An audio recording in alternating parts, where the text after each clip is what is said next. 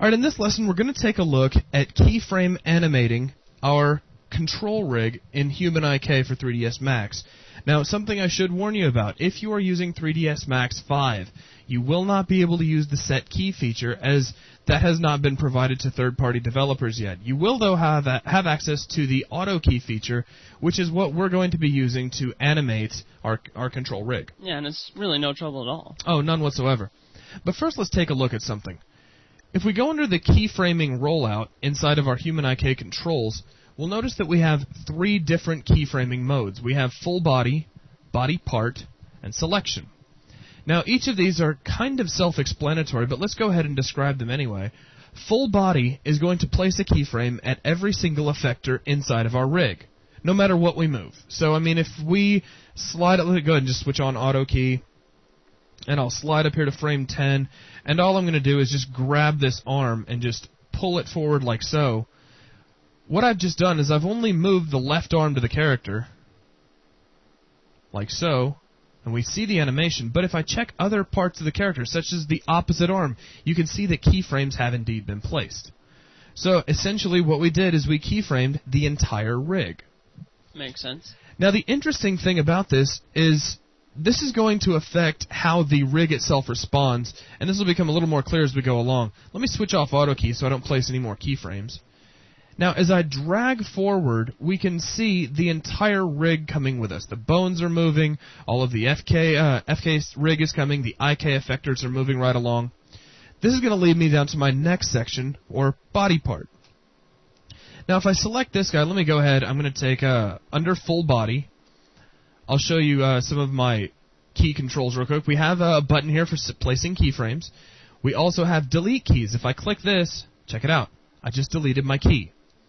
This is a much more preferred way for deleting keys. Do not come in here with one effector selected and manually delete these out of your timeline itself, because if you do, you're going to leave keys elsewhere on the rig. Right. And things could start to separate. You could have some serious problems. So be sure, if you need to get rid of all of the keyframes on your rig at a given time, that 1, you're under full body, and 2, use the delete key button over here inside the HumanIK controls. And finally, we have 0. Now, what 0 is going to do is put our character back into his DaVinci or T-stance. So if I go ahead and place a 0 key here, you'll see he pops right back into the T-stance that he's in when you first create him out of Body Generator. Let me go ahead and undo that. So there's our 3 key controls, but let me go ahead and jump down now to body part. Now, we saw a second ago that if I'm in full body and I grab the wrist effector and I slide it forward, that the entire rig comes with us. Well, let's watch what happens now that I'm in the body part mode. Oh, look at that. The rest of the rig itself is not affected. All we're getting is this one body part. Since we have the wrist selected, we're getting from the shoulder down, or basically the entire arm. It would be the same if we come down, and let's just undo that. I'll grab the ankle effector, and if we just grab the ankle. We're no longer bringing the control rig to the ground like it usually does when we slide this guy around, and all we're moving is from the hip down. So we're getting this one body part for the leg. Hey, how you doing? I can kick. Wow. Sorry, get carried away.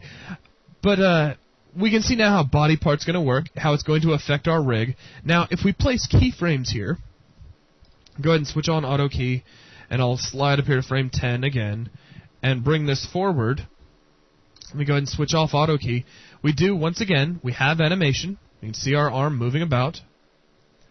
But if I click on another part of the rig, you'll notice there are no keyframes placed for it. Very interesting. So what HumanIK has done is it has taken our selected body part and only placed keys on that part itself, nowhere else on the rig. So this is very handy. Let's say you've already got your animation set up, but you want to make some changes to just the arm of the character, and you don't want to affect the rest of the rig itself. You can go through, switch over to body part. Your original key button still works, so we can go back and delete off all of the keys we find just on that specific part, and then go back to having no animation, and then just animate that body part by itself while the rest of the animation carries on. Very handy. And perhaps we'll get a little bit of a demonstration of that before the end of this lesson. Finally, we have selected effector. Let me go ahead first, though, and come through here, and I'm just going to delete off my keyframes that I placed on the arm, using the delete button here under the controls, of course. And finally, let's go down to selection. Now, selection is a little bit different. What this is going to do is only place keyframes on a selected effector. This is going to greatly change how the rig is being affected, though, because you can see if I take under selection, if we're under the selection keying mode, if I drag the wrist effector forward, you'll see my bones are following the effector, but look at the rest of my rig. My IK and my FK rig are staying completely behind and nothing's being moved. The reason for that is, as far as keyframes are concerned, if I were to move this guy, I would only be placing keyframes on this one specific effector. In essence, that means that this would not be the most useful thing in the world for using parts of the control rig. But let's say we had some fingers on our model, and our fingers, they're going to be set up with FK rather than IK. So now we can go in and take selected joints of those fingers and rotate those and only affect those selected joints. That makes sense. So it's a really handy keying mode to have access to. So we just saw a second ago, as I dragged that forward, that we do have two sections of this rig. And we've been talking about it kind of off and on throughout this entire VTM. But if I hide my bones real quick, we can see that this rig is comprised of two main areas. We have the FK, which is signified by this yellow ghost here, and we have the IK, which is going to be this series of red effectors that you see all over our character. Now, those are two separate parts of the rig, but they work in tandem, and we can use them both at the same time. As an example, let me come back in here. I'll click on the Kadara logo down here at the bottom so that I get my options back, and let's bring our bones back into view. And what I'm going to do is grab the actual shoulder bone, and I'm going to get my rotate tool out. Let's go ahead and switch on auto key. Also, let me make sure that I'm in full body keying mode, at least for the time being. I could do full body or body part, but using selection isn't going to help me too much right now. And then at frame 10, you'll notice I'm in local mode for rotating these. I'm just going to rotate this arm straight out like so. So that's just affecting the FK. Exactly, and we can see that here because we actually see the FK arm protruding out, or the FK portion of the rig protruding out of the shoulder. So now if I drag my time slider, you can see that being animated. Pretty cool. Now, the great thing about this is we have access to both of these portions of the rig at any given time. We can blend in between the two. And what I mean by that is if you come up here underneath the character selection window, we have the FK-IK blending. Now we also have P and R, and you guys have seen in earlier lessons within this VTM that that's going to stand for position and rotation. So let's go ahead and take a second, and I'll just show you what happens. Look at it. We have FK to IK. So FK is going to be at 0, and IK is going to be at 100%. You'll notice that position is at 100% or completely at IK, and rotation is at 0 or all the way at FK, and that's the way it's going to be by default. But if I take this and I drag this down toward FK, look what our arm does. Very cool. It moves to the location of the FK portion of the rig. So this is great. This means we can use the IK part of the rig to get a really good general motion, get our arm maybe I'm like actually demonstrating with my real arm and nobody can see that. But we can I can see you. Oh, you can see me, but they can. But anyway, we can move our arm forward with our IK portion of the rig. Maybe let's say we're reaching out to grasp an object, and we can get it kind of close. Perhaps there's some obstacles in the way. Like maybe our character's reaching across a table to pick up a turkey leg, and there's all kinds of glasses and things he doesn't want to knock over. Leg? That's just the first thing that came to mind. But as he's reaching over, you got to watch out because you don't want the elbow to accidentally knock over somebody's glass or anything like that. So we can get as close as we can with the IK portion of the rig. And then for more specific control, we could use FK. Exactly. We can just grab the FK portion of the rig by just selecting the bones and rotating them, and then we can just blend in between the two and get a perfect animation every single time. These blendings are animatable, by the way. So if I come in here and maybe drag this up to 20, and maybe drag IK all the way up to 100, you can see now that the blend itself is being animated. So that's a great thing to set up to really speed up your process. And now because both our arm and our blend are moving at the same time, we got kind of a really cool interpolation going on there. But let me go ahead and take this and we'll set it all the way back toward FK. While it's on FK, we can come through here and we can just continue animating with our FK rig at will. So we can bring the elbow in maybe. Maybe come in here. I'm just playing around really. Grab the hand and rotate it up about like so. So you can see all this great animation going on with FK. Now if I come in here and I go back to, let's say, frame 50, and I select the IK portion of the rig again, watch what happens as soon as I move this. Pow, the arm's going to snap back down. Interesting. The reason for that is, as soon as we set a new keyframe for the IK part of the rig, HumanIK says, you must want to use the IK rig again. Let's go ahead and align the rest of our rig like it is by default. So this actually saves time? Absolutely. So now we can come back in. Now that we're done with IK, we can just move our FK, now that we're done with FK, we can just move our IK rig, and everything aligns itself. Now, for any of you who've used maybe a separate IK FK rig in the past, you can see how much trouble this would save you, because now you don't have to manually line these up again. So you're just saving yourself a whole lot of time and keeping yourself from having portions of your rig protruding out of the shoulders. You're keeping everything nice and neat. So now as I animate back through this, we can see that a blend is actually taking place because the FK rig is aligning back up to the IK rig. Very cool. So just a quick example of our control. And once again, although we do have blending here, now that the two are aligned back up, we're not going to see any difference because they're right on top of each other. Exactly. And again, we have blending for the rotation of the FK to IK as well. So over here for rotation, 0 would be the rotation of the FK, and 100 would be the rotation of the IK. So there's a really cool example of how we can keyframe animate our control rig. Now, just as a little bit of a bonus, just something out there because I really enjoy doing these videos. I like bonuses. Oh, bonuses are just cool. I'm going to show how to do a rough walk cycle using the control rig and using our keyframe animation techniques. Very nice. So I'm going to go ahead and fetch my scene. And what we're going to get is basically what you saw at the start of this lesson. And I'll start off by grabbing the hips and make sure that release is down. And I'll just slide our character back a little bit, give him sort of a runway to walk. Zoom in here just a tad. Now here's how I'm going to set this up. First, let's switch on auto key. Let's switch off release, and I'm going to make sure I'm in full body keying mode. This is going to become handy because what I'll be doing is placing anchor keyframes to keep everything nice and neat as I walk and keep me from having to go back and place separate keys to land the feet and things like that. And we'll see that as we go along.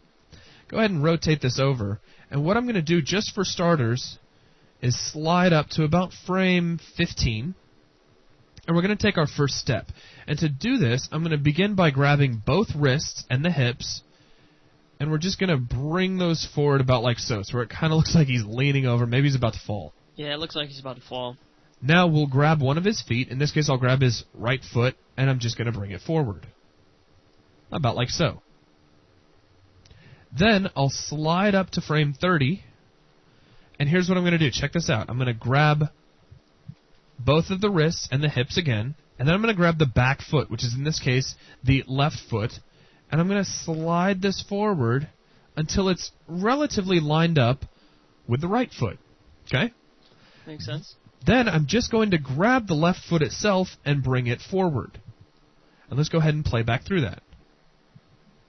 Wow, now that was easy. We've already got a step going on. Don't worry too much if you see some of these anomalies on the screen. It's just a redraw issue that we have noticed. If you just can't abide them, be sure and hit the tilde key right next to the 1 key, and that'll redraw your scene. And we'll slide up to frame 45, and once again, I'm going to grab the back foot, which is in this case the right foot, both wrists, and the hips. Now, if you're wondering why I'm grabbing both wrists, it's because in this case, I'm going to animate the arms separately. So right now I'm not worried about how the arms are looking at all. We'll just slide this forward to about here so that it's lined up again. Now I'm just going to grab the right foot and slide it forward. Let's go on to frame 60. I'll grab the back foot, both wrists. This selection window over here is just so awesome. Oh, it's incredibly convenient. Speeds up your process just like it does over in Motion Builder. Now I'm just going to grab the back foot and slide it forward by itself. So you can see there's a pattern going on here. And let's see, we'll go up to frame 75. And once again, here we go. Back foot, both wrists, hips. Slide forward to line up. Make sure you don't deselect by accident. Slide forward to line up. Then just grab that foot that was selected. Forget about the wrists and the hips and bring him up. And we'll do maybe one more step up to frame 90. grab the back foot, both wrists, slide forward, just grab that foot by itself, bring it up. Actually, I'll tell you, we'll go ahead and we'll set that there, and then we'll jump up to frame 100, and this will just be the evening out step. This will just be to get our character to stand back up, and we'll slide this up to about here, and then we're going to grab just the hips and the wrists, and we'll bring those back and stand our character upright again. So now if we zoom out a little bit and we have a look at this,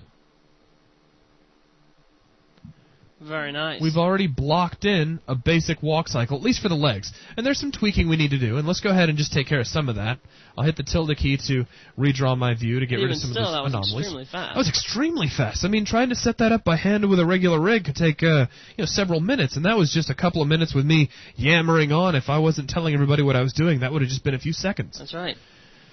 So now let's go through here, and I'm going to start lifting our feet up as we move along. So let's say right about frame 7 or 8 that the right foot should be off the ground. We can tell that because right now it is the stepping foot. So we'll go ahead right about frame 8, and we'll just pick this up off the ground a little bit. And we'll scroll forward to the next time that foot steps, right about frame 37. Exact numbers aren't really necessary because, this is a walk. The less exact it is, the more natural it's going to look. If you made it exact, it would look like a robot. Exactly. Well, it is going to look a little bit robotic in this example because I am taking a step every 15 frames, but it's just to get the point across. Right. This is not really an animation lesson. And then we'll come along, take another step with that right foot, bring him up into the air just slightly. Don't need to make him marching or anything. And then maybe right in between these two steps, we'll bring it up one last time. And you can see he's now stepping with that foot. So maybe I'll go a little slower for those who are on, watching the video at home. So now his foot's going up and coming back down. And the reason it's going back down is because while we had full body on for the keyframing mode, we were placing keys on those ankles that were grounding it each time we moved it. So now we go into the in-between keys and move up into the air, and all is good. Incidentally, we could be doing these keys in just regular body part mode as well, right, just to be affecting this, so we wouldn't be placing keys perhaps on the rest of the rig, which I'm not going to worry about too much now, but maybe like when you're doing this on your own, you could go ahead and do that. So let's go ahead and I'll grab the next foot that's sliding up, and as it moves, we'll pull it up into the air, and as it moves again, we'll pull it up into the air, and then one more time, and all is good. So now, if I rewind really quick, and we'll just play through. Hey, very nice. Now it looks Especially for a quick. Oh yeah, for something really quick, that's just amazing. Now let's go through and let's adjust our hips. At the same time, I'm going to adjust the wrists as well, so we don't get a whole lot of bounce as we move. And let me go ahead, I'll come in here to a left view, and let's shade this up just so I can see things a little more clearly. As we step, the hips are kind of coming down a little bit, so we'll just drop the hips a tad. Then as the legs line up, like so, I want to stand him up just a little bit. So, say right about here. And then again. About here.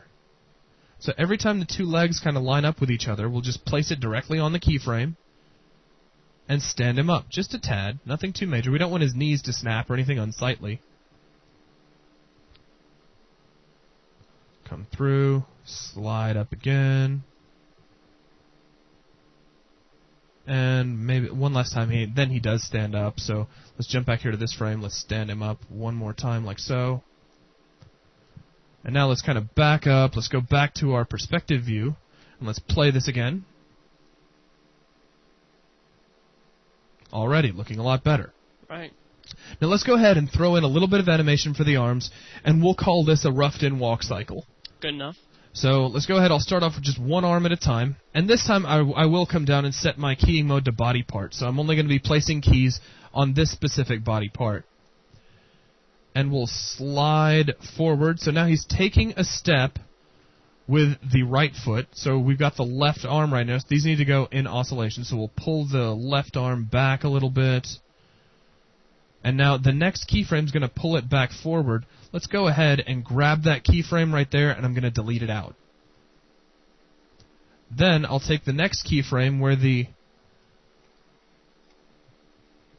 Right. You know, I did that absolutely backwards. Everybody who was watching this is like, wait a minute, I thought you said they're supposed to be reverse of each other.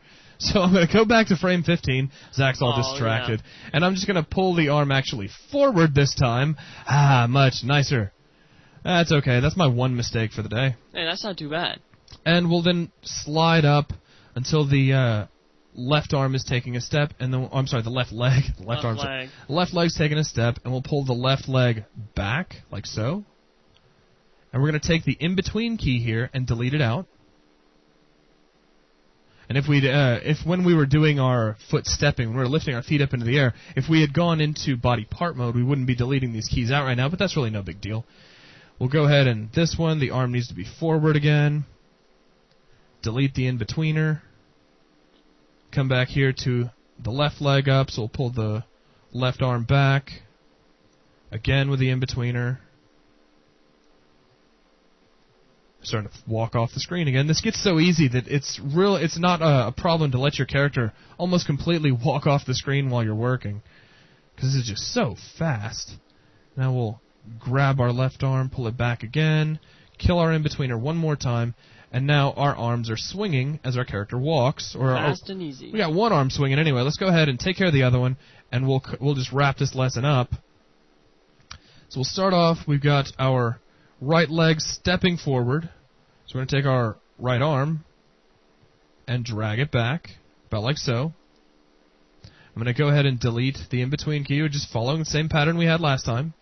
Now the arm goes forward, bend it a little bit at the elbow. Delete. Just placing and animating, following the same pattern we had. This should all be kind of getting pretty common now. I know Joel's over here getting, he's like, man, I've already seen this. Well, it's good to see it more than once. Absolutely. So we'll come in here and we'll delete out one more time. We're almost to the end, I promise. And we'll pull this arm back. Delete him out. Step forward. And finally delete out this one last in-between key. And let's go ahead and deselect everything. In fact, what I'll do, let me come in here, and under our HumanIK controls, I almost said Motion Builder yet again. It's just so easy. We'll go ahead and hide our effectors, and then we'll rewind, and let's just play through this. Very nice. So it still needs some tweaking, you know. Oh, sure. We can put a little bit of hip roll in there, maybe roll the shoulders a little bit. I mean, there's all kinds of little things we can do to make this a more complete walk cycle. But for just a few minutes worth of work, we've already got a really nice animation going on because of how easy it is to use this HumanIK rig inside of 3ds Max. It's really amazing. It's just great. So I think that's going to pretty much wrap it up for this lesson. So thanks a lot, everybody.